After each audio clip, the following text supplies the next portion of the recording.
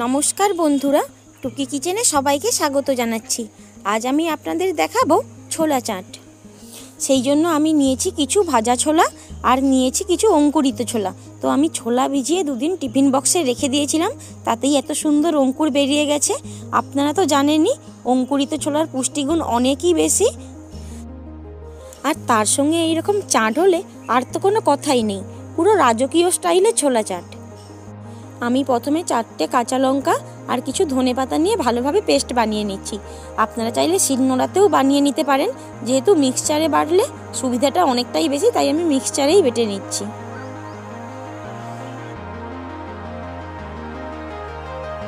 এই পেস্টটা একটা পাত্রে ঢেলে রেখেছি।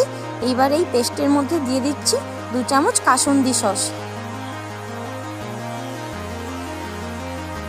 এইবার দিয়ে দিচ্ছি সানরাইজের 1 চামচ চাট মশলা।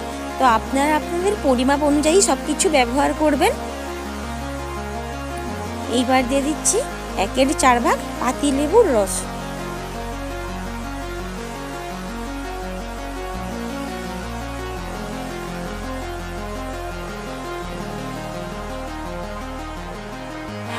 এইবার দিয়ে দিলাম পেঁয়াজ কুচি।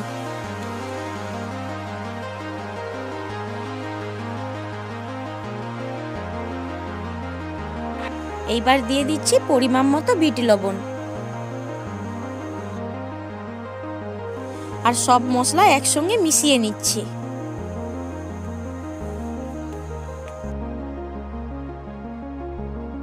এবার অঙ্কুরিত ছোলাগুলোকেও একটু ধুয়ে এই চাটের মধ্যে দিয়ে দিলাম।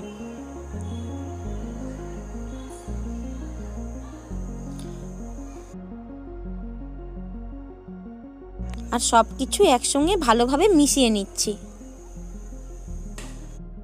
বন্ধুরা, আপনাদেরও একবার এইভাবে ছোলা চাট বানিয়ে খাওয়ার অনুরোধ থাকলো। এইবার আমি এই চাটটাকে একটা বাটির মধ্যে তুলে রাখছি। আর বন্ধুরা, ভিডিওটি যদি ভালো লেগে থাকে প্লিজ চ্যানেলটি সাবস্ক্রাইব করে আমাকে সাপোর্ট করবেন। আর পাশে থাকা বেল আইকনটা অল করে দিয়ে আমার তৈরি ভিন্ন স্বাদের রেসিপিগুলো দেখুন আর এনজয় করুন।